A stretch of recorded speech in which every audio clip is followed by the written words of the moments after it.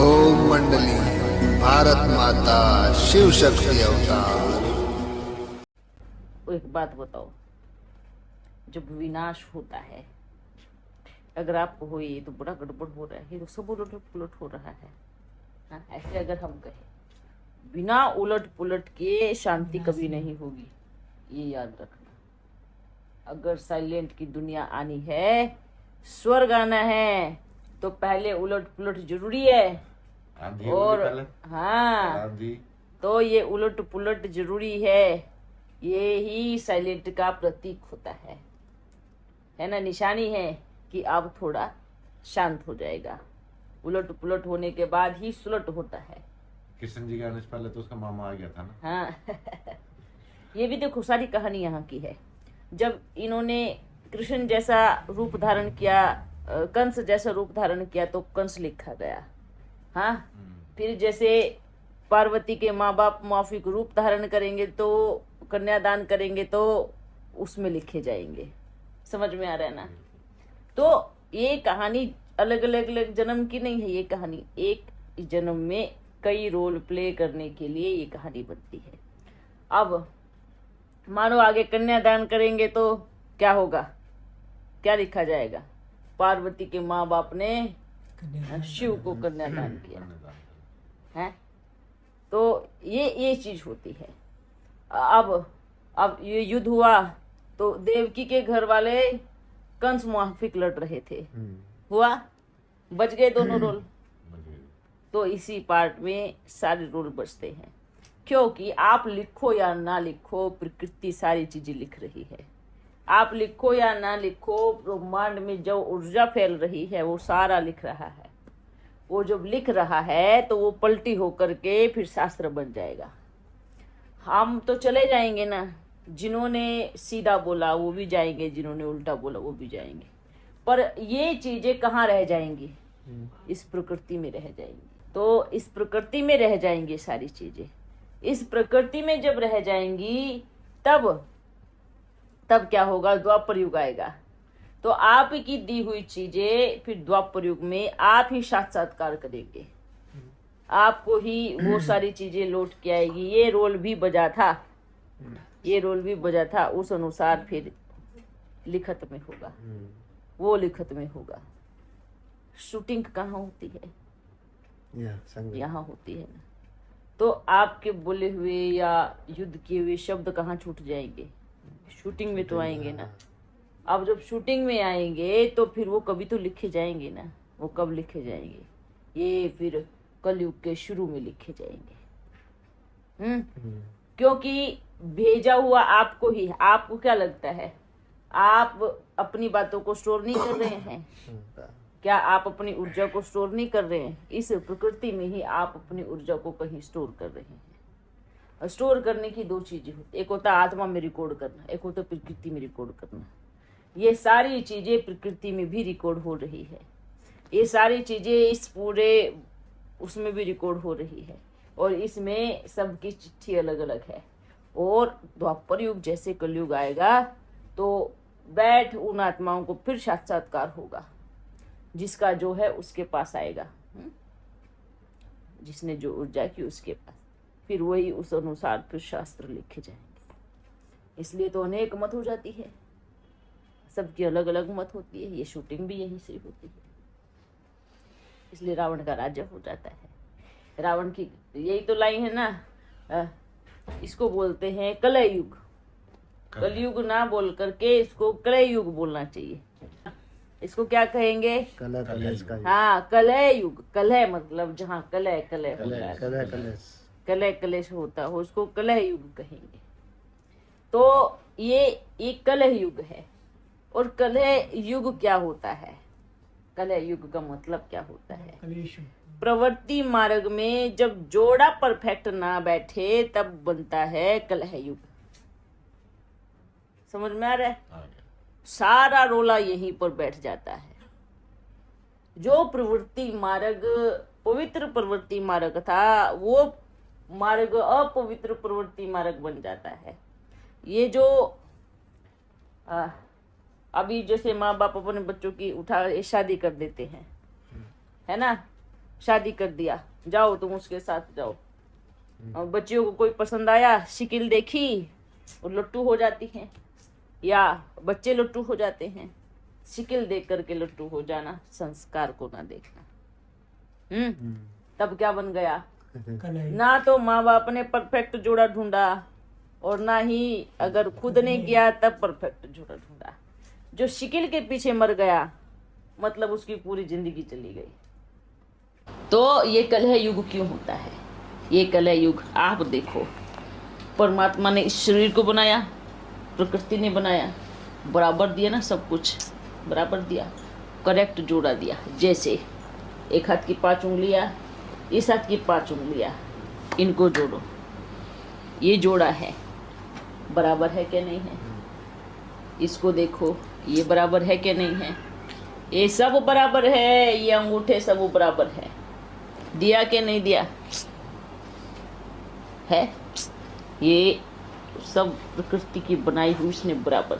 हाथों की लकीरों में कुछ एक पॉइंट फर्क हो सकता है, क्योंकि एक ना मिले दूसरे से ये कह सकते हैं, किंतु मेजॉरिटी 99% ये करेक्ट है 99% रेखा ही करेक्ट है, 99% ये सब करेक्ट है। देखो भगवान भी जुड़ा होता है बराबर। लक्ष्मी नारायण। कभी ये इस हाथ की उंगली छोटी, इसकी बड़ी, मानो पुरुष बड़ा हूँ, स्त्री छोटी हूँ, नहीं ना। तो ये दोनों अलग अलग है। ऐसे जोड़ोगे तो हाथ जुड़ जाते हैं और दोनों मिल जाते हैं। देखो ये करेक्ट है, समझ में आ रहा है? तो जब बाबा बनाता है तो करेक्ट बनाता है, और जब बच्चे बनाना शुरू कर देते हैं तो कैसे जुड़ता है?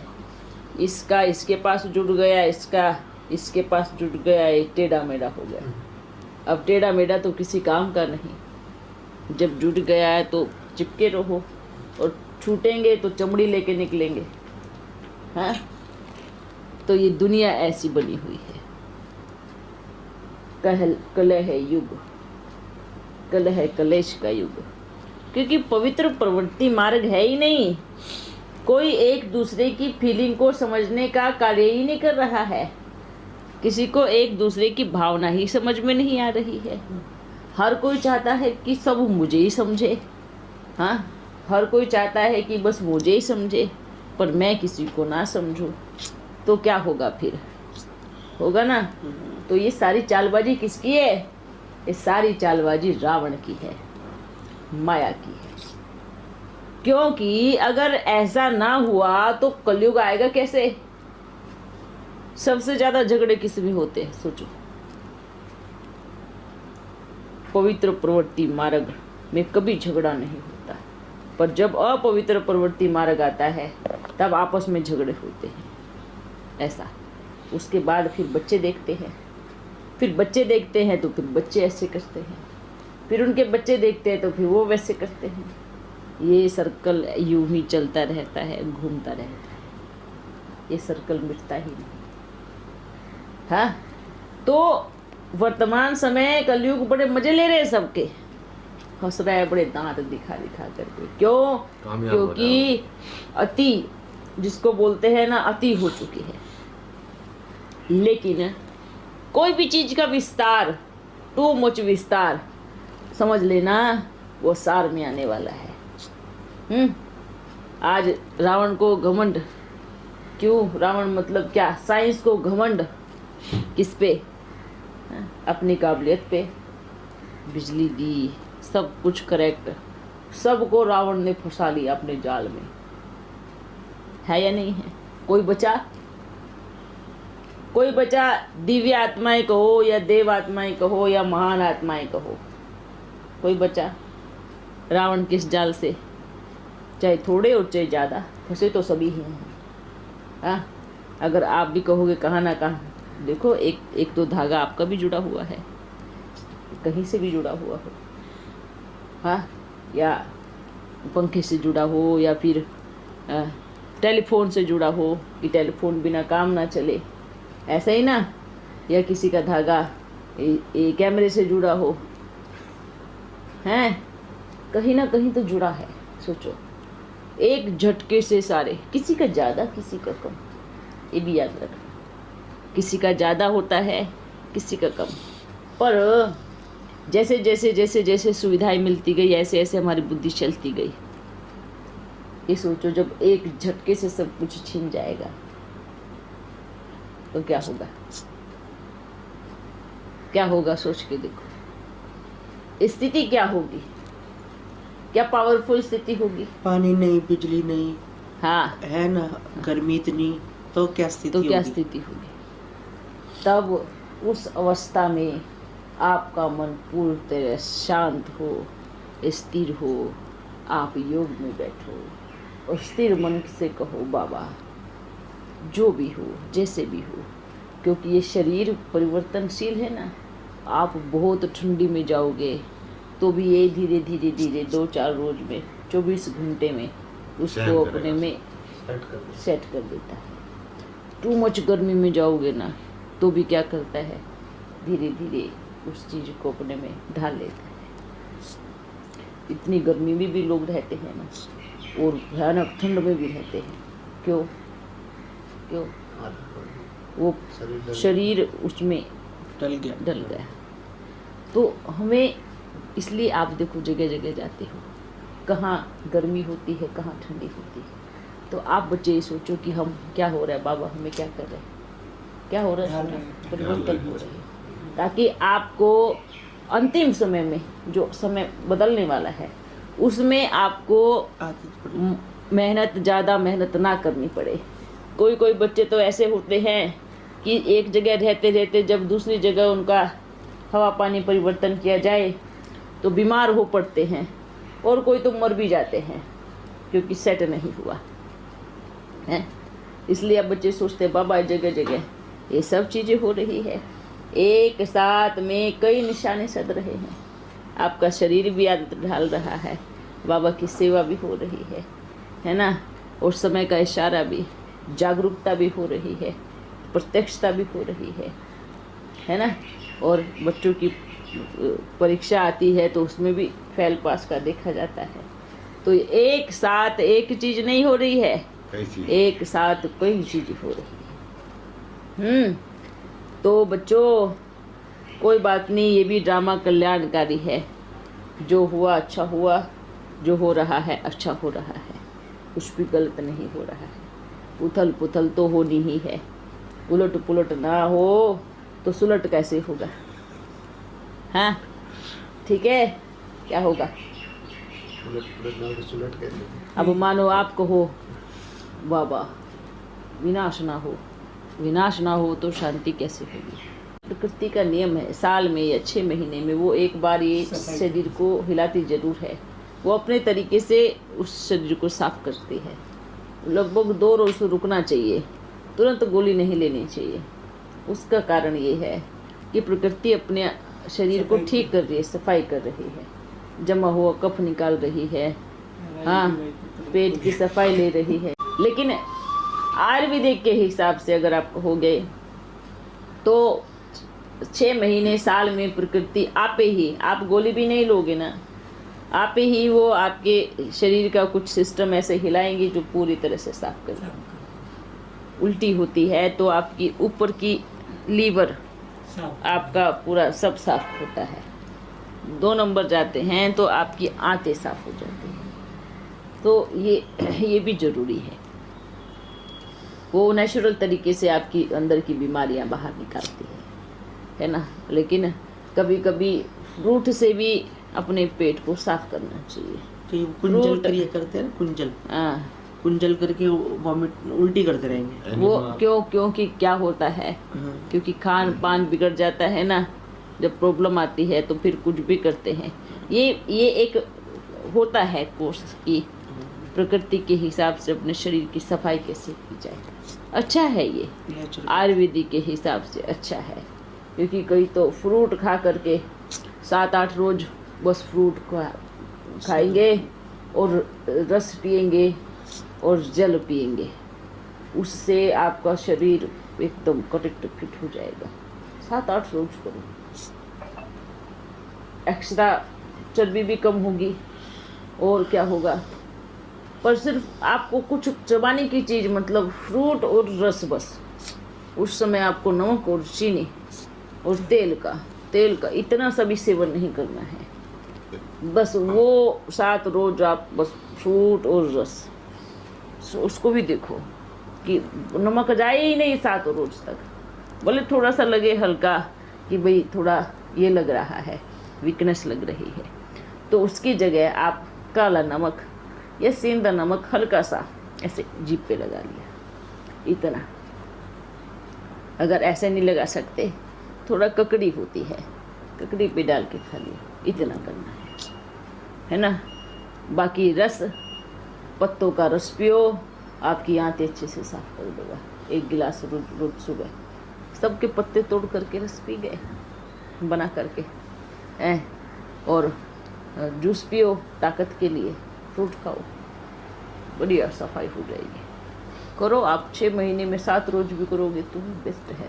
3 महीने में 7 रोज तो करना ही चाहिए, 3 महीने में 7 रोज तो करना ही चाहिए, इससे अच्छा लगेगा। फिर जब खाना शुरू करो तो एकदम से खाना शुरू मत करो, थोड़ा हल्का लो, कुछ दलिया ले लिया, खिचड़ी ले ली, आते मुलायम हो जाएंगे, फिर एकदम कड़ा। हाँ, एक दिन खिचड़ी ले ली, एक दिन दलिया ले लिया, एक दिन सभी सब्जियों का सूप पी गए, ऐसे भी। ठीक है, ये चीज़ें जरूरी है शरीर के लिए, बीमारी भी नहीं होगी।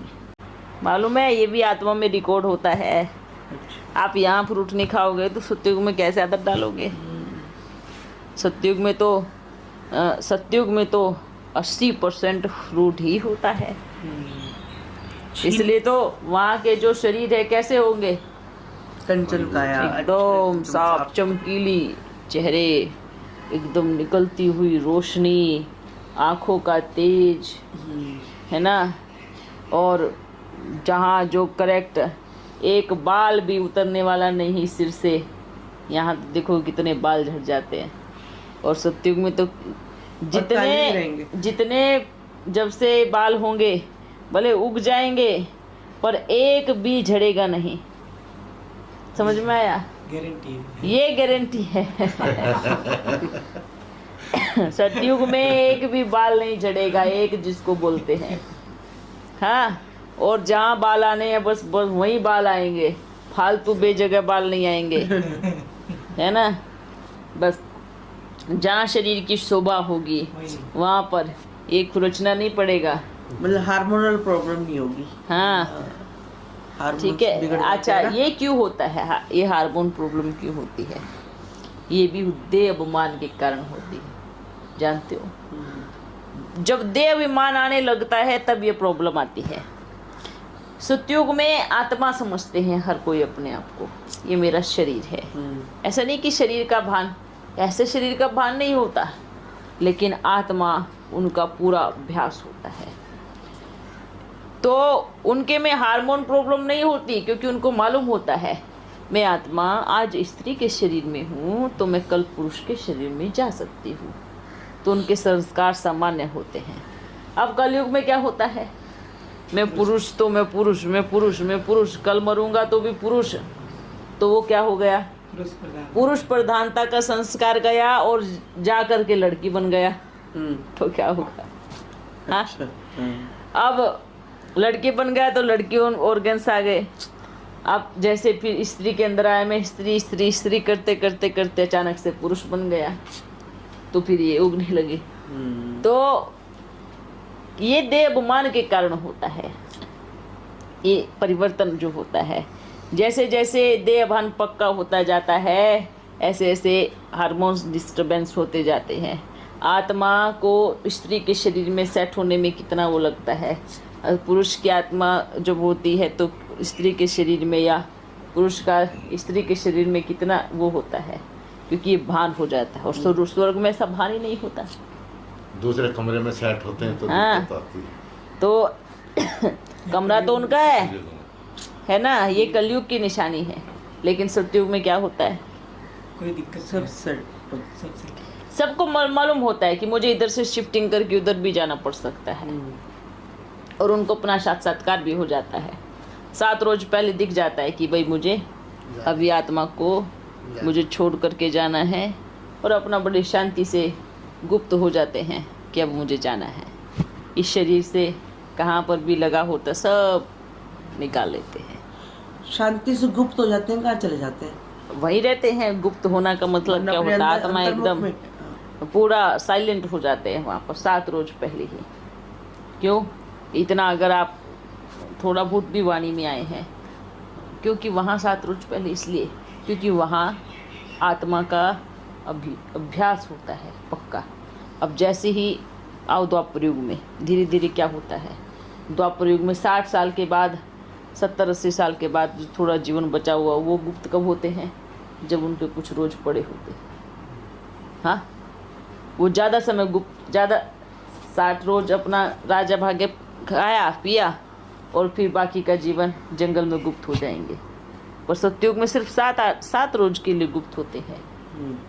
हाँ, क्योंकि 7 रोज के लिए पूरी तरह से वो अपनी उस देह के भान को उतार कर, कहाँ सूक्ष्म में भी कुछ चेकिंग कर, वहाँ जरूरत ही नहीं पड़ती। वहाँ कोई तपस्या करने के लिए 7 रोज के लिए गुम नहीं होते हैं। वहाँ तो बस इसलिए गुम होते हैं कि मुझे यहाँ से अभी निकलना है। पूरा आत्मा का और पक्का अभ्यास हो जाता है। लेकिन ऐसे ही कलयुग में आ जाओ आप, द्वापर युग में, तब क्या करते हैं? नहीं राज्य भाग्य देकर हाँ। वो जंगल में चले जाते हैं, सन्यासी बन जाते हैं। और अब देख लो अब क्या करते हैं? मरना ही नहीं चाहते। कम से कम, चाहे बेड पे पड़े हो, कम से कम वो सन्यासी 60 रोज जीवन जी करके इतने रोज तो चले जाते थे। आज देख लो क्या हो रहा है। तो दुख क्यों हुआ सबसे ज़्यादा यहाँ पर? इसलिए बाबा बोलते हैं 3 हिस्सा सुख होता है। द्वापर में सुख होता है पूरा। द्वापर में सुख इसलिए होता है, तब भी आत्मा को अभ्यास होता है कि मेरा अभी शरीर छूटने वाला है, मैंने अच्छा राज्य भाग्य लिया, तो मुझे अभी बाकी का जो जीवन है, बच्चों को राजगद्दी दी, और बाकी का जीवन मुझे अपनी यात्रा संन्यास में सब कुछ छोड़ देना, तभी भी सुखी होगा ना। जैसे ही, हाँ, जैसे ही कलयुग आया तो क्या हुआ? तो दुखी होकर के घर छोड़ने लगे हैं। छोड़ा पर बहुत दुखी होकर, मजबूरी से छोड़ा। लेकिन अब दुखी भी होते रहेंगे, जूते भी खाते रहेंगे, मरते भी रहेंगे, तो भी नहीं जाएंगे। पर जाए भी कहाँ जाए? हाँ। क्योंकि जंगल नहीं है ना, और जंगल नहीं है और मन लगता नहीं है क्योंकि फंस गए हैं। अब बन गए वृद्ध आश्रम। तो क्या करते हैं? जहाँ अनेक लोग होते हैं वहाँ जा कर के बस बात करने के लिए कोई चाहिए। नहीं तो नियम क्या होता है, अगर आपने अपना जीवन जिया तो आप लास्ट में साइलेंट हो जाओ, बस सेवा मिला। क्योंकि अब आपको बाबा मिला, पहले तो कुछ नहीं था ना, पहले आत्मा का ही अभ्यास था। कुछ प्राप्ति नहीं चाहिए थी कि मुझे कुछ चाहिए है ना, उसमें सिर्फ अपनी अवस्था बनानी थी कि मैं आत्मा हूँ, बस मेरा वैराग्य हो गया है, अभी मुझे आत्मा का अभ्यास करना है, और जो मेरे पास आएंगे बस उनको आत्मा का अभ्यास कराना है। पहले ऐसा था, पर अब हमें बाबा मिल गया। अब हमारे पास उद्देश्य है, लक्ष्य है कि हम क्या कर सकते हैं। हाँ, अब हम क्या कर सकते हैं ये सोचना है। अभी हम बाबा की सेवा कर सकते हैं, अभी हम प्रत्यक्षता कर सकते हैं, अभी हमारे पास माल है देने के लिए, अभी हमारे पास स्वयं परमात्मा आया है हमें रास्ता बताने के लिए। अभी हम बोर भी नहीं, बाबा थोड़ी बोर कर रहे, लेकिन एक रास्ता दिखा रहे हैं कि मुझे घर जाना है, अभी अपने घर जाने का समय हो गया है। तो बच्चे अब याद रखना है, क्योंकि किसी की ऐसा नहीं सोचना कि किसी की वानप्रस्थ अवस्था आएगी, कोई 60 साल जिएगा या कोई 40 साल जिएगा, ऐसी कोई गारंटी नहीं है। हाँ, तो इसलिए आपको जितना समय आपने जिया, पर अब के बाद का हमें जो करना है वो देखना है, क्योंकि अब के बाद की कोई गारंटी नहीं है। ठीक है? पहले तो 4 आश्रम होते थे ना बाबा? हाँ, ब्रह्मचर्य, गृहस्थ आश्रम, संन्यास आश्रम। हाँ अब पता नहीं संन्यास आश्रम शुरू में ही आ जाएगा। देखो बच्चे, एक बात बताएं आपको, हाँ। पहले गृहस्थ आश्रम होता था, संन्यास आश्रम होता था ना। हाँ। अब क्या हो रहा है, शरीर बूढ़ा हो गया है हाँ। पर गृहस्थ में जीने की इच्छा खत्म नहीं होती। शरीर बूढ़ा हो जाता है पर विकार में जाने की इच्छा खत्म नहीं होती। ब्रह्मचर्य का आश्रम कब करेंगे बताओ? हाँ, शरीर बूढ़ा हो गया शरीर, गृहस्थी जीवन अच्छे से जी लिया, उसके बाद भी इच्छा उत्पन्न होती रहती, तो सब उल्टा पुल्टा हो गया ना, कोई नियम ही नहीं बाकी बचा। लेकिन पहले तो क्या होता था, उसमें जैसे कि पढ़ाई पढ़नी है, ब्रह्मचार्य में रहकर पढ़नी है, ऐसे करते थे पहले। फिर गृहस्थी के इतने दिन इतना समय देना है, ये नियम होता था। गृहस्थी के कितने समय, इतने समय जीना है, और लास्ट में फिर संन्यास ले लेना है। आपने जिया इतना जीवन, फिर लास्ट में क्या आता है? लास्ट में क्या आता है? संन्यास। हाँ, और वो पहले पति और पत्नी दोनों संन्यास लेते थे, एक नहीं लेता था। आपको क्या मालूम है कि ये पुरुष प्रधानता ही तभी ये सब चीजें हुई है।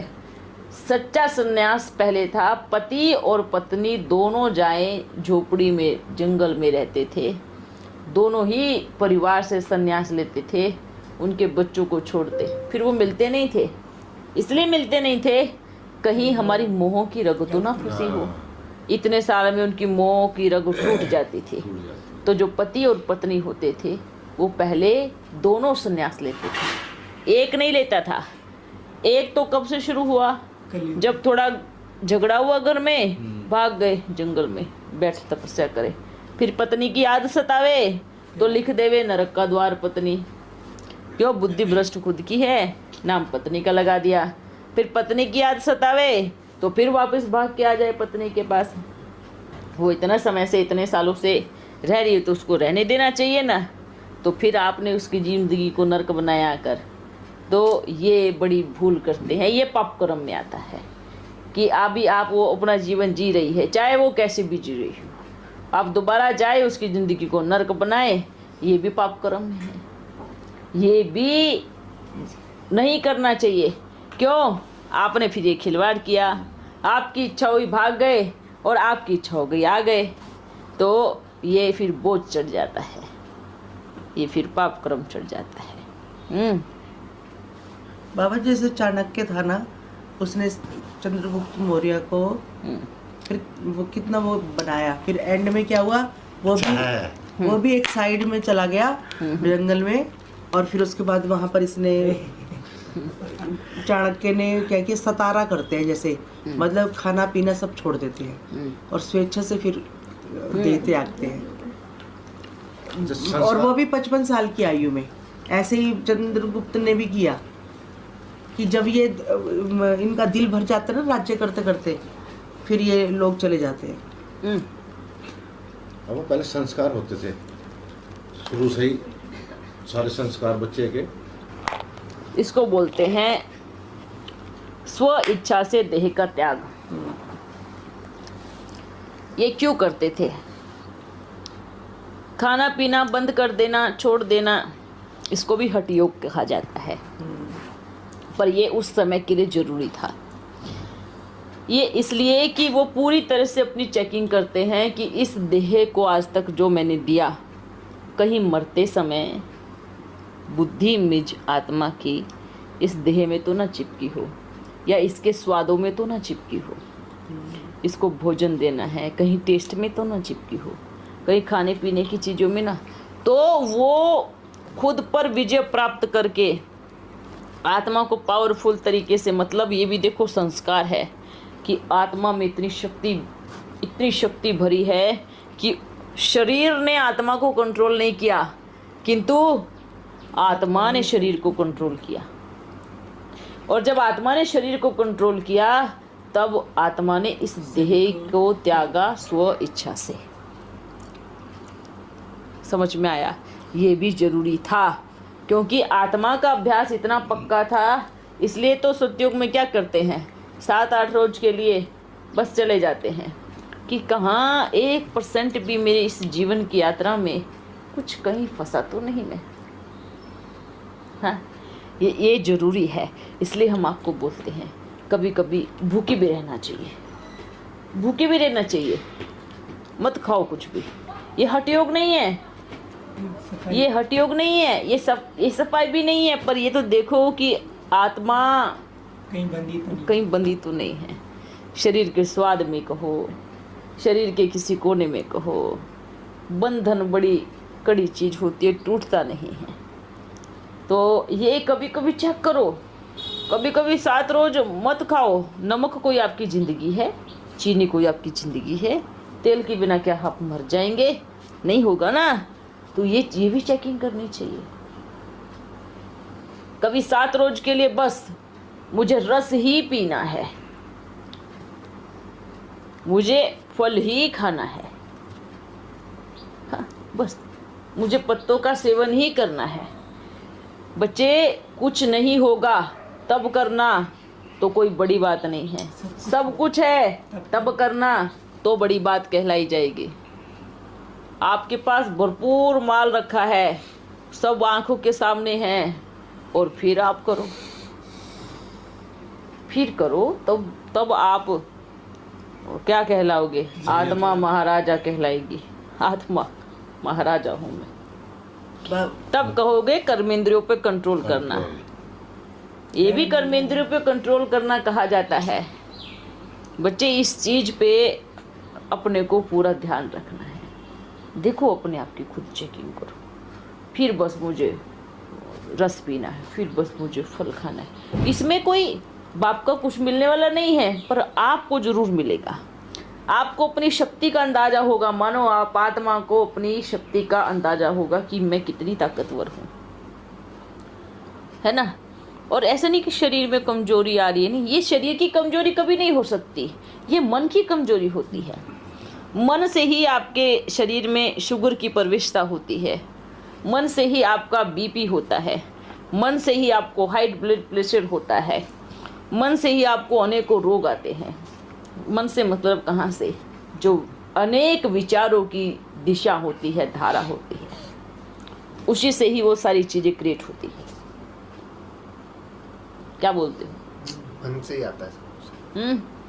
चाहे 5 विकार भी मन से ही लिखते हैं। ये यहीं से ही आते हैं। मतलब कि आपकी विचारों की रफ्तार से, जितनी तेज रफ्तार उतने नेगेटिव संकल्प और उतनी ही नेगेटिव ऊर्जा और बीमारियां, क्योंकि नेगेटिव ऊर्जा ही आपके पास बीमारियों को लेके आती है। हाँ, क्योंकि आप जो जितना नेगेटिव सोचेंगे या कुछ भी उल्टा पुल्टा सोचेंगे, तो वो उल्टा पुल्टा सोच आपके लाइट के शरीर पे दाग धब्बे लगा देती है, आपके लाइट के शरीर को करती है बीमार। और लाइट के शरीर का इफेक्ट पूरा पड़ता है इस शरीर पे। हाँ, पूरा टू मच इस शरीर पे आ जाता है। फिर आप इलाज करने जाते हो डॉक्टर के पास। डॉक्टर, मेरे घुटने बड़े दर्द करते हैं। डॉक्टर, मेरे को आंखों से दिखना बंद हो गया। हाँ, डॉक्टर, मेरे को बीमारी हो गई, मेरे को हार्ट की बीमारी है, मुझे लीवर की बीमारी है। आप डॉक्टर से बाहर का इलाज करा रहे हो, अंदर का समझ में आ रहा है? आप कमाल की बात यह है कि डॉक्टर भी आपको सोने की दवाई देगा। किसकी दवाई? नींद की दवाई। मतलब कि उस डॉक्टर को भी इतना सा ज्ञान है कि जब तक आपकी ब्रेन को आराम नहीं मिलेगा तब तक आपकी लाइट का शरीर ठीक नहीं होगा, और जब वो शरीर ठीक नहीं होगा तो आपके स्थूल शरीर ठीक नहीं होगा। बीमारी कहाँ है? मन में, सूक्ष्म शरीर में। सूक्ष्म शरीर में तो बीमारी है, पर आई कहाँ से? सूक्ष्म शरीर में भी कहाँ से आई? मन से सोचा वैसी बीमारी। समझ में आया, वहां से बीमारी। तो ठीक कहाँ से करना पड़ेगा? मन से। मानो बिजली की तार यहाँ से खराब हुई है और आप पड़ोसी की तार को ठीक कर रहे हो, तो आपके घर की लाइट कैसे आएगी? जिस कमरे की लाइट गई है, जहाँ जड़ है, जहाँ पॉइंट है, वहीं से तो तार जोड़ोगे। आप कहीं और से जा करके तोड़ फोड़ करोगे तो क्या होगा? दूसरे की भी चली नुकसान होगा ना। देखो इस पूरे घर में कहाँ कहाँ वायरिंग हो रखी है ना। इस घर को बनाने वाले को मालूम है कि इसकी वायरिंग कहाँ है, अंदर कहाँ से खराब है, तो वो कहाँ से करेगा? ठीक, वहीं हाथ लगाएगा। अगर कहीं और से दीवारें, कोई अनजान व्यक्ति कहीं और से तोड़ फोड़ करेगा तो क्या होगा? तोड़ फोड़ तो जरूर हो जाएगी, पर वो ठीक नहीं होगा। हाँ, लेकिन रहने वालों को भी नहीं पता होता है ज़्यादा, पर किसको पता होता है? जिसने बनाया है। देखो किसने बनाया है? ये घर बनाया है प्रकृति ने, उसको पता है इसकी बीमारी कहाँ से ठीक होगी। पर लेकिन हम आत्माएं रहने वाले हैं ना इसमें, हमें भी रहते रहते पता चल जाता है कि मैं कहाँ से बीमार हूँ, लेकिन पता चलने के बाद भी हम उस चीज़ को नहीं करते हैं और पता नहीं चलता हम बीमार कहाँ से। कमाल की बात है, रहने वाले को पता नहीं चलता मेरे घर में कहाँ प्रॉब्लम है, नहीं है ना। बहुत कम बच्चे को पता चलेगा, और वो भी जिनको ज्ञान होगा, बाप बताएंगे तभी पता चलेगा। बनाने वाले को ज़रूर मालूम है कि बीमारी कहाँ पे है, लेकिन रहने वाले को कभी मालूम नहीं चलेगा जब तक बनाने वाला आकर के ना बताए रहने वाले के कि आपकी लाइन यहाँ से खराब है, इसको यहाँ ठीक करो, तब तक रहने वाले को भी पता नहीं चलेगा। हाँ, तो बनाने वाला आया है रहने वालों को बताने के लिए कि आपकी वायरिंग यहाँ से खराब है, उसको वहाँ से ठीक करो, तो आपके घर में बिजली अच्छे से आएगी। नहीं, वो भी तो तेज है बाबा बनाने वाला। वो तारों को एक जगह करके फिर उसके ऊपर वो लपेट देता, हाँ, टेप लगा देता, जरूरी है ना, ताकि इन्हें पता न चले तार कौन सा। पर लेकिन ये भी जरूरी है, नहीं तो करंट मारेगा। हाँ, नहीं तो पूरा घर फर्स्ट हो जाएगा, वो हो जाएगा ना। वो तार लपेटना भी जरूरी है। बाबा सतयुग में भी नमस्ते करते हैं एक दूसरे को? नहीं, मतलब वो रिगार्ड एक दूसरे को कैसे देते हैं? कोई आया है जो तो खड़े हो गए, मुस्कुरा दिए, रिस्पेक्ट वहाँ दी जाती है जहाँ रिस्पेक्ट की इच्छा हो, सम्मान की इच्छा ही ना हो। जहाँ रिस्पेक्ट की इच्छा ही ना हो, वहाँ रिस्पेक्ट देने से क्या मतलब? दवाई वहाँ दी जाती है जहाँ बीमारी हो,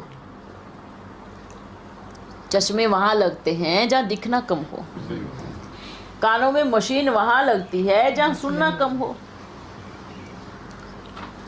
यहाँ दांत तब लगते हैं जब दांत ना हो।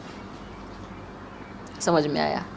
रिस्पेक्ट वहाँ दी जाती है जहाँ चाहे चाह तो जहाँ रिस्पेक्ट ना हो। ना हो जहाँ रिस्पेक्ट ना, वहाँ तो रिस्पेक्ट ही रिस्पेक्ट है। वहाँ कोई इच्छा ही नहीं है किसी की कि मुझे रिस्पेक्ट करे, मुझे मान सम्मान दे, मुझे ऐसे करे, मुझे ये करे। वहाँ है ही नहीं चाहना।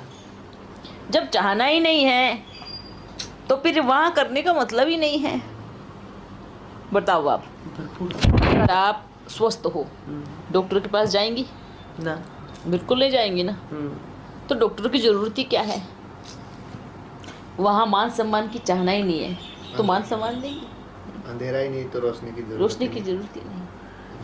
तो ये जो हम रिस्पेक्ट रिगार्ड बोलते हैं, ये हमारी ही मन की बनाई हुई एक काल्पनिक चीज़ें हैं। ये देह अभिमान में आता है। मेरी इज्जत उतार दी, मेरा सम्मान नहीं किया, चाहे इतना हो, चाहे इतना हो, चाहे इतना हो। हम ये नहीं कहेंगे कि इतना है, उसमें भी कुछ माइनर पॉइंट होता है। समझ में आया?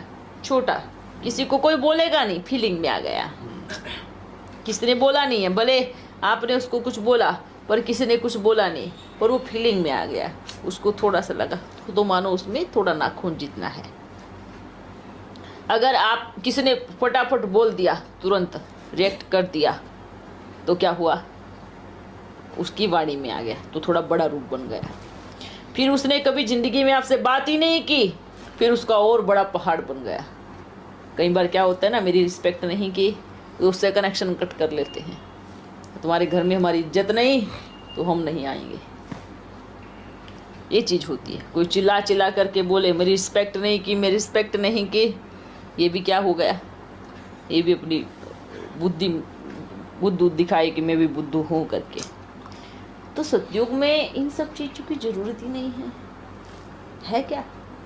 वहाँ तो ज़रूरत ही नहीं है कि मेरी इज्जत नहीं की, ना मेरा सम्मान किया, ना मेरे को बीच में, क्योंकि वहाँ ना कोई बीच में बोलेगा, ना किसी को डिसरिस्पेक्ट फील होगी, सबको मैनर्स होंगे, सबको मैनर्स होंगे, सब अच्छे होंगे।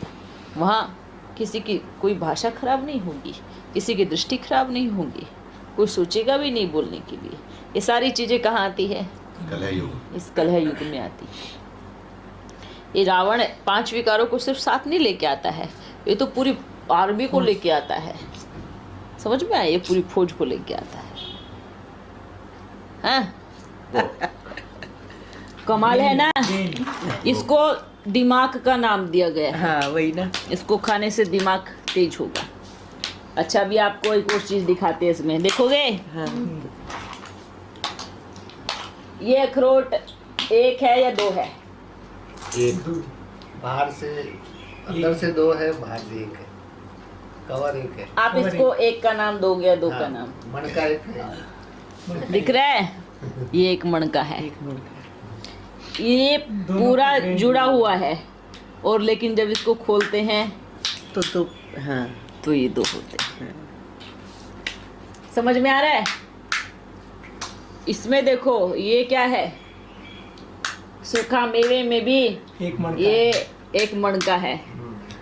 समझ में आ रहा है? पुरुष और स्त्री। ये देखो, ये भी भेदभाव नहीं करता है, तो छोटी और मैं बड़ा, ये तो ना छोटा है, बराबर बिल्कुल है। बराबर। बराबर है। देखो इसको, ये इसलिए तो बोलते हैं ये एक कवर है, ये प्रवृत्ति मार्ग की निशानी है। खोल ऊपर का, फिर अंदर से जो है दोनों हाँ, जोड़ा। ये है प्रवृत्ति मार्ग की निशानी। ठीक है? क्या है? प्रवृत्ति मार्ग। और ये जब भीतर होता है तो 1 इंच भी उधर उधर नहीं होता, बराबर होता है। देखो, बिल्कुल बराबर। जब इनमें भेदभाव आ जाए ना, तब इस कलयुग में घोर विनाश का सीन होता है, और तब इसमें बहुत प्रॉब्लम क्रिएट होती है। लेकिन इसकी सुरक्षा तो ऊपर जो की है ना, हाँ, वो क्यों से कारीगर ने करी है। ये प्रकृति कारीगर ने की है। लेकिन आज बिना वस्त्र के घूमते हैं तो वार तो होगा ही ना। आज की दुनिया में तो क्या होगा? असर होगा है बिना कवर। बिना कवर का। पहले बच्चियां जाती थी, उनको तो बेचारी को टिकट का ही नहीं पता था, बस बैठ जाती थी ट्रेन में, टीटीआई टिकट दो उसको। टिकट क्या होता है, क्योंकि इतने साल भट्टी में रहे तो टिकट का मालूम ही नहीं था, ट्रेन में कभी बैठे भी नहीं थे। हाँ, तो पहले चुक चुक गाड़ी हुआ करती थी, कोयले वाली। चुक चुक चुक चुक चलती थी। जब आती थी ना तो सबके मुंह काले हो जाए करते। कोयले की धूप कपड़े सूखे होते थे तो सब कपड़े काले हो जाते। जब दूर से आवाज आती थी ना गाड़ी चुक चुका रही है, तो सभी अपनी छतों पे चढ़ के देखते कपड़े उतार के जो साफ थे सब अंदर कर लेते थे, क्योंकि चुक चुक गाड़ी आ रही है। क्या धुआं कम थोड़ी फेंकती थी, चारों तरफ धुआं होता था। मुंह ढक लेते थे, जैसे अब धूल को देख के मुंह ढकते हो, वहाँ चुक चुक गाड़ी को देख के मुंह ढकते थे, कहीं काला ना हो जाए। अब कोयला कहाँ जलेगा तो क्या होगा? है, कोयले का धुआं जब निकलेगा तो कहाँ क्या होगा? काला ही होगा ना। कोयले की कोठरी में जाके देखो, बिना दाग क्या होगा क्या बाहर?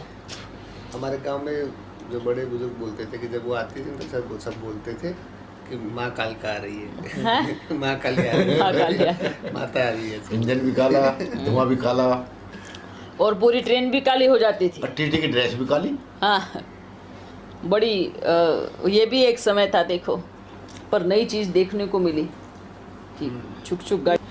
हाँ, आजकल एक नई चीज निकली है कि जैसे कहीं कहीं कोई व्यक्ति बैठा है हाँ तो वो ऐसे बोलेगा तुम जो है ना डिजिटल जेल में हो, हाँ मतलब हमारी नजरों में हो, हाँ तुम किसी से बात नहीं करोगे, कुछ नहीं कहोगे, और ऐसा कुछ कर देते हैं कि सारा पैसा निकाल के दे दिया लेडी ने कि कहते मुझे समझ नहीं आ रहा मैं क्या कर रही हूँ, मैं उसी की बातों पे चल रही हूँ। कहते किसी से बात नहीं करोगे, कुछ नहीं करोगे, नहीं तो ऐसे हो जाएगा वैसे हो जाएगा। फिर वो एफडी भी तुड़वा दी, पूरा दिन लग गया, मतलब हाँ गई बैंक में, वो मना भी कर रहा है कि इतना पैसे का आप कैसे एकदम निकाल रहे हो, क्यों ट्रांसफ़र कर रहे हो, क्या करोगे ऐसे से। उसको समझ कहते रहने दे, तुम ज़्यादा बात मत करो। बताओ ऐसे 83 लाख रुपया उसने ट्रांसफ़र कर दिया। ये ऑर्गेन्स की सिद्धियाँ होती है। अब इसके बारे में हम आपको थोड़ा सा बताएंगे, ज़्यादा नहीं बताएंगे, थोड़ा बताएंगे। ये ऑर्गेन्स की सिद्धियाँ होती है। आपकी जीभ पे सिद्धि हो जाएगी, आपके कान पे सिद्धि। किसी ने सिर्फ जीभ पे उसको साधने के लिए कि मेरी वाणी जो निकले उसके कान के अंदर से भीतर से उसकी खोपड़ी में बैठ जाए, ये होती है मुख की सिद्धि होती है। उसको प्राप्त करने के लिए वो कुछ वो लाइन करते हैं, कुछ तंत्र करते हैं। तो उनकी जीभ के से द्वारा वो जिसको चाहे उसको नहीं, जिसका मन स्ट्रोंग होता है उसको तो पकड़ नहीं पाते, पर जिनका मन बहुत कमज़ोर हो जाता है ना, उसके अंदर वो तुरंत घुस जाते हैं अपनी जीवा के द्वारा। वो कहीं दूर बैठा होगा, दूर बैठ करके भी वो उस एक अनजान देश में किसी को भी पकड़ सकता है। पर वो किसको पकड़ता है? कमजोर दिमाग वाले, जो कमजोर खोपड़ी वाले होते हैं, जो कमजोर दिमाग वाले होते हैं। इसीलिए बाबा इसलिए बोलते हैं hear no evil, see no evil, talk no evil. बुरा नहीं सुनोगे तो बुरा करने का विचार ही नहीं आएगा, देखोगे नहीं तो जाने का विचार नहीं आएगा। जब आपको शुरुआत में लगता है ना कि यहाँ आपका दिमाग डाउन हो रहा है, तुरंत कट कर दो। और कमज़ोर दिमाग वाले उसी में घुसते जाएंगे। अच्छा और बताओ, और करो, और बताओ मुझे क्या करना है। ये कमजोरी की निशानी है बच्चे। यहाँ उलझ गए तो फिर आप कर दोगे ना, बाद में पछताओगे फिर। ज्यादातर वो महिलाओं पे करते हैं बाबा, क्योंकि महिलाएं ही सबसे ज्यादा कमजोर दिमाग। जितने ऐसे केस है ना महिलाओं के होते नहीं, पुरुष भी होते हैं। अच्छा, वो भी कमजोर दिमाग की होती है। इसीलिए ज्यादा सुनना नहीं है। आप सोचोगे ना, लो मुझे बताओ मैं देखती हूँ वो कैसा है, तो लपेटे में आ गए। क्यों? क्योंकि आपको सुनने की इच्छा हो गई। अब सुनने की इच्छा हो गई तो फिर वो ऑटोमेटिकली फिर आप उसकी घेर में आ ही जाओगे। उसका रास्ता मिल गया। हाँ, समझ में आया। सुनो ही नहीं, कन रस को कट करो। ये कन रस भी बड़ा दुख देगा कभी ना कभी, है ना। मतलब भोजन खाते हैं ना, आहार ले रहे हैं ना, आहार सिर्फ मुख से नहीं लेते हैं, आहार आँखों से भी लेते हैं, आहार कानों से भी लेते हैं। अब जो आहार लोगे तो वैसे करोगे ना, शरीर का सिस्टम बना हुआ है। जो आप खाओगे बॉडी अपने आप दिखा देगी बाहर आपको, वो ऐसे ही रिएक्ट करेगी। समझ में आ रहा है? आप गरम गरम चीज़ें खाओ, शरीर में लेके जाओ, तो कुछ समय के बाद, 1-2 रोज के बाद वो सिम्टम आना शुरू हो जाएंगे शरीर में। आप ठंडा ठंडा पीते जाओ तो भी सिम्टम आने जाएंगे। आप टू मच खाओ तो भी आपको सिम्टम आने शुरू हो जाएंगे। आप खाओ ही नहीं तो भी आपको धीरे धीरे आपकी बॉडी बताती जाएगी। समझ में आ रहा है? तो फिर ये जब कान में जब ये भोजन जाता है बाहर का, तो क्या दिमाग रिएक्ट नहीं करेगा? करेगा या नहीं करेगा? बिल्कुल करेगा। बस अगर हमने व्यर्थ भोजन ले लिया कानों से तो दिमाग रिएक्ट करेगा, वो पागलपन जरूर दिखाएगा। आंखों से कुछ उल्टा देख लिया तो वो पागलपन जरूर दिखाएगा। और सबसे ज्यादा प्रॉब्लम यहाँ से होती है। सबसे ज्यादा प्रॉब्लम ये यहाँ से होती है, यहाँ से, सुनने से। देखने से भी होती है लेकिन सुनने से बहुत ज़्यादा होती है। सुना, अपने आप हमने चित्र बना लिया, इमेजिनेशन कर लिया अपने तरीके से, जबकि जो सुना जरूरी नहीं हो करेक्ट हो। फिर हमने इमेजिन भी कर लिया। अब जरूरी नहीं हो कि इमेजिन आपने किया है वो भी करेक्ट हो, तो खोपड़ी खुल गई, बस हो गया कल्याण। इसलिए क्या करो, सुनो ही नहीं बिल्कुल। इसलिए कान इसलिए बोलते हैं गांधी के 3 बंदर, बुरा मत देखो, ना बुरा देखो, ना बुरा सुनो, ना बुरा बोलो। चौथा बंदर बाप ने ऐड कर लिया, क्या? सोचो। बुरा सोचो। लेकिन कमाल की बात यह है, बुरा सुनने से ही सोच भी आती है, बुरा देखने से ही सोच भी आती है, बुरा बोलने से फिर सोच आती है। तो अगर कभी ऐसा आपको सुनने को मिले तो बस अपने कान बंद कर लो, नहीं सुनना है। कानों में थोड़ा रुई डाल के रखो, क्योंकि ध्वनि बात ज़्यादा कानों में जाती है ना, उससे भी आपके ब्रेन पे असर पड़ता है। कभी कभी आपको कानों में कॉटन डाल के रखना चाहिए, ध्वनि से भी कान ज़्यादा खराब होते हैं, ऑर्गन्स ज़्यादा खराब होते हैं ध्वनि से, ज़्यादा देखने से भी आंखें ज़्यादा खराब। ये जो डाल लेंगे और सब सुनती रहती हैं गाने। नहीं, पर वो रॉन्ग हो जाता है ना, वो ध्वनि जाती है ना, तो ध्वनि दिमाग में हिलाती है और ख़राब करती है खोपड़ी को, हैं। चलते चलते फिर कहीं भी ठोकर लग के गिर जाएंगे, दिखेगा नहीं, पीछे से आवाज़ आ रही है, कोई उड़ा के निकल जाएगा तो पता नहीं चलेगा। स्टेशन पर कई केस हो गए बाबा, ऐसे खड़े हैं कान में अपना गाना सुन रहे हैं, उधर ट्रेन आई, झपक लगी, कई केस हो गए। इसलिए कानों में डालना है तो कॉटन डालना है। ये कानों में कॉटन मालूम है ये क्या काम करता है? ये वेस्ट ध्वनि को आपके कानों में नहीं जाने देता और ना डस्ट को जाने देता। तो कचड़ा होता है ना, कचड़ा, वो अंदर नहीं जाने देता। डबल फायदा। हाँ, इसलिए बच्चों, तो ऐसी बीमारी कहाँ से? भले आप नहीं देखो ज़्यादा, पर सुनो भी ज़्यादा नहीं सुनो। देखो, जब हम इन सब को आराम देते हैं ना, तो इनमें ताकत बढ़ती है। आप मुख का देख लो, आप रहो एक दिन साइलेंट रहो, पूरा मत बोलो, आपकी जीवा में एक दिन में ही ताकत आ जाएगी। हाँ, आप मत सुनो, एक दिन, 2-4 दिन, 10 दिन कॉटन डाल के रखो, आपकी सुनने की शक्ति इतनी तेज हो जाएगी, आपके कान के भीतर का पर्दा इतना मजबूत हो जाएगा। हाँ? कभी कभी आँखों पे बड़ी ठंडी पट्टी बांध के रखो 3-4 घंटे तक, 4 घंटे तक सोते समय बांधो, भले कुछ कॉटन का कपड़ा लो, सूती कपड़ा है ना, ठंडा पानी लो, ठंडे पानी में आँखों पे पट्टी बांध के रखो। क्या होगा? आपकी रोशनी आएगी तेजी से। कभी बढ़िया इतनी मोटी लेयर का कपड़ा लो, 1 घंटे 2 घंटे अपने पेट पे बांध लो ठंडे कपड़े की पट्टी, पूरे शरीर की गर्मी खींच के बाहर निकाल देगा पेट से। कभी करके देखो। कभी अपना तलवे पर कॉटन की पट्टी बांध करके सो जाओ, पूरे दिमाग तक ठंडक जाएगी, खोपड़ी एकदम शांत।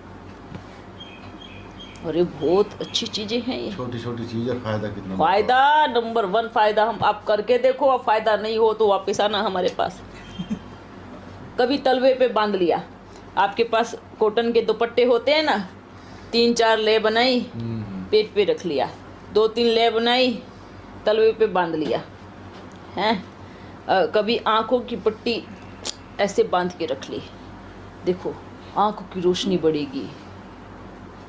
और ये सच में बोल रहे हैं हम बताए आप, ये इलाज नंबर 1 इलाज। आँखों में हमारे बहुत कचरा चला जाता है, जाते जाते एक पतला एक परत जम जाती है, और वो परत जब जम जाती है वो पीछे की तरफ जाती है, तो वो क्या होता है, आँखों की रोशनी, आंखें भीतर से ठीक है वो कम होने लगती है। अब धीरे धीरे आप गीली पट्टी बांधोगे आँख पे तो वो नरम होगी, समझ में आ रहा है? वो नरम होगी, नरम होते होते वो साफ़ होगी, साफ़ होते होते आपका धीरे धीरे धीरे धीरे कचरा बाहर आ जाएगा। ऐसे से आंत होती है। आंतों पे आप 10-15 दिन कपड़ा रख लो, जो पुराना जमा हुआ खिचड़ा होता है ना, पुराना जमा हुआ खिचड़ा, उसको वो नरम करेगा। जैसे मैल कई सालों से जमा होता है, उस पे गीला गीला गीला करते जाओ, क्या हो जाएगा? वो फूल जाएगा। फूल जाएगा, फूल के साफ हो जाएगा। तो आंत बहुत पुराने समय से कचड़ा जमा हुआ है, चर्बी जमी हुई है, तो क्या होगा? आप 15 रोज रखो पेट पे गीला, तो भीतर से आंत को वो कचड़े को फुलाएगा। आपको हम बताएं, आपको पेट साफ करने की दवाई नहीं लेगी, वो कचड़ा फूल फूल के वो बाहर निकलेगा, वो फूल फूल के बाहर निकल जाए। यही तो है ना नेचुरोपैथी वाली जगह बनाई हुई है। ये शरीर को आप समझो, दवाई आप ही के पास है, आप इतना इलाज करते हो ना, इतना इलाज। अच्छा, हम पेट साफ की दवाई लेते हैं ना बच्चे, वो आपकी जो अभी खाया ताजा उसको बाहर फेंकेगा। आपको हम क्या बता रहे हैं? पेट साफ की दवाई आपको जो कल का होगा माल या आज का होगा उसको बाहर फेंक देगा बस, और कुछ नहीं करेगा। वो पानी पियोगे तुरंत निकाल देगा, जूस पियोगे तुरंत निकाल देगा, खाना खाओगे तुरंत निकाल देगा। मतलब वो आपको पाचन शक्ति नहीं कर रहा है, वो आपके शरीर में खून भी नहीं बनने दे रहा है, वो बस कचड़े को बाहर फेंक तो रहा है। नुकसान देगा। अब आप आओ गीले कपड़े पे, सिर्फ 15 रोज करके देखो आप उसका रिजल्ट क्या होता है। और 15 रोज करके छोड़ना मत उसको लगातार। वैसे तो उसका 3 मास का कोर्स होता है, पर 3 मास में आपकी पुरानी से पुरानी चर्बी और पुराने से पुराना माल जो जमा हुआ आंत पे ऐसे साफ करेगा, आप ही चेहरा खिलने लगेगा। हाँ, अरे आप दिन में रेस्ट करते हो ना 1 घंटा, बस उतना ही काफ़ी है। 1 घंटा दिन में 2-4 कपड़े रखो, बाल्टी में पानी रखो, थोड़ा उसमें ठंडा पानी रखो, भर के रखो पानी को, इतना सो रुई लो। बस उसी रुई को 4-5 दिन भी चला सकते हो, अलग अलग तो बदलने की ज़रूरत ही नहीं है। यूज किया, पानी में डाल के रख दिया, थोड़ा धूप लगा दी, फिर अगले दिन यूज कर लिया। क्या बोलते हो? हाँ, पुरानी से पुरानी जो मैल होती है ना पेट की, आप ऐसे साफ करेंगे। क्या बोलते हो? आप करके देखो, इनका करना जरूर अपना भी। ऐसे भी बोलते हैं, वो बड़ी कॉटन की पट्टी होती है, हाँ, बड़ी सी, उसको पानी में, ठंडे पानी में वो तो देखो करके फिर लगा के घूमते रहो और काम कर लो। जिसके पास वो नहीं है, हाँ, देखो बच्चे, लगा के घूमते रहो, काम कर लो, ऐसा नहीं होता। किसी भी चीज को ठीक होने के लिए आराम की जरूरत होती है। लगा के घूमने से उस पे वो जाएगी कैसे? जैसे एक फॉर एग्जाम्पल लेंस है, धूप है, नीचे पेपर है, आप टिका के रखोगे तभी तो जलेगा। हाँ, जब तभी जलेगा। क्या बोलते हो? बिल्कुल सही है ऐसे सीधा रखोगे एक टक तभी तो जलेगा। जी। आप उसको ऐसे करोगे, ऐसे करोगे, जलेगा क्या? वो कुछ जीरो असर नहीं होने वाला। बाकी आप मेहनत करोगे, बहुत मजदूरी करोगे, धूप में बैठे रहोगे, कोई मतलब नहीं उससे करने का, कोई मतलब नहीं है। उसको टिकाओ, सीधा आराम से सो जाओ, और आपको अभ्यास भी होगा सीधा सोने का। इस सीधा सोने का अभ्यास भी अच्छा होगा, है वो आराम से सीधा सो जाओ। हाँ, कभी पलटी करने का मन करे भले थोड़ा बहुत, पर आपको उन 10 दिनों में आपको बढ़िया सीधा सोने का अभ्यास हो जाएगा। एक गुरुकुल है बाबा हमारे यहाँ, हाँ, तो उसमें वो 15 दिन का कोर्स कराते हैं। हाँ, मिट्टी है ना, पीली मिट्टी होती है, हाँ, हाँ, हाँ, वो करके पेट पर रखते हैं, हाँ, रखते हैं, लेकिन 15 दिन से पहले वो नहीं भेजते। हाँ, बिल्कुल फुल ये भी क्या होता है, ये इसके लिए होता है कि आपके पेट में ज़्यादा गर्मी और ज़्यादा बीमारियां हैं, और गीली मिट्टी इसलिए कि वो ज़्यादा लंबे टाइम तक ठंडी रहती है। ठीक है, वो ज़्यादा लंबे टाइम तक ठंडी रहती है। अब अगर मिट्टी का काम नहीं कर सकते तो आप गीले कपड़े का ज़रूर कर सकते हो। ये गीले कपड़ा आपके पेट में पानी की नाभि के द्वारा पानी की बूंद लेकर के जाएगा, वो नरम करेगा पूरा। और जो गीली मिट्टी है वो ठंडक करती है। दोनों में बहुत फ़र्क है। गीला कपड़ा आपकी आंत को साफ करेगा, ठंडी मिट्टी आपके पेट को ठंडा करेगी और काफ़ी समय तक ठंडा रहेगा।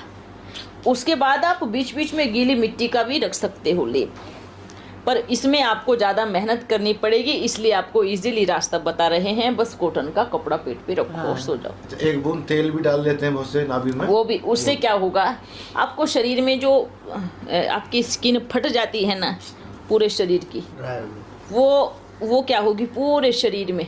आप पूरे शरीर में लगाओगे तेल तो ज्यादा जाएगा, पर नाभि में मात्र 2 बूंद डालोगे तो पूरे शरीर में तेल जाएगा।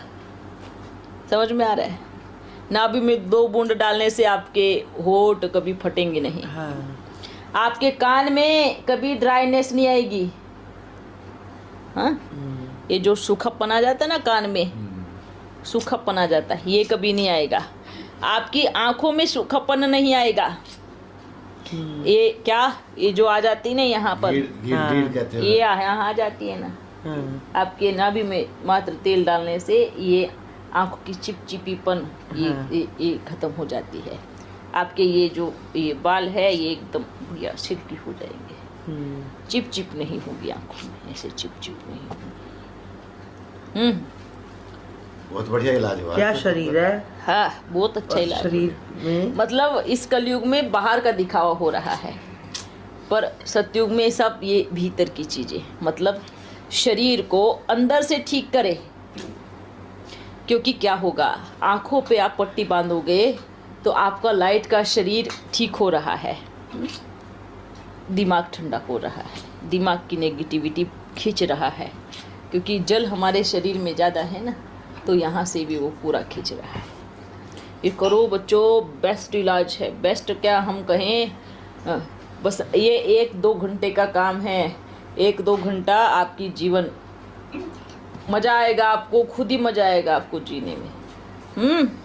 चलो, अभी इंटरवल पूरा हुआ, पिक्चर खत्म हुई, अभी हम चलते हैं।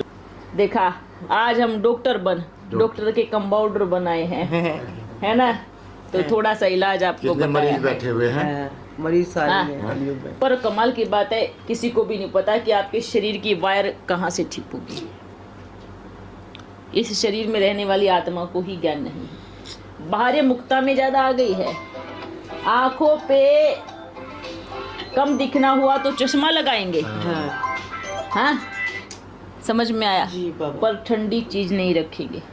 अच्छा, एक बात बताओ, बच्चे अपना ये कराने जाते हैं तो वो खीरा रख देते हैं। क्यों रखते हैं खीरा? ठंडे के लिए। क्यों रखते हैं? सोच के देखो, खीरा ही क्यों रखते हैं? और कुछ सवाल? सेब क्यों नहीं रखते? हाँ। विचार आया? हाँ। उसमें आपकी आंखें एकदम जब खोलोगे तो फ्रेश लगेगी, हाँ। और आपको लगेगा कि ये पार्लर का कमाल है, पर वो पार्लर का कमाल नहीं है, वो खीरे का कमाल है। वो ठंडक का कमाल है। समझ में आ रहा है? आ गया बाबा। ये बाहरी मुक्ता में हम चले गए हैं, पर आप घर पे देखो, घर पे सारी चीजें कर सकते हो। ठीक है? हाँ हाँ, 1-2 घंटा अपने शरीर को जरूर दो। चलो बच्चों, हम चलते हैं, फिर मिलेंगे। ओम मंडली, भारत माता शिव शक्ति अवतार।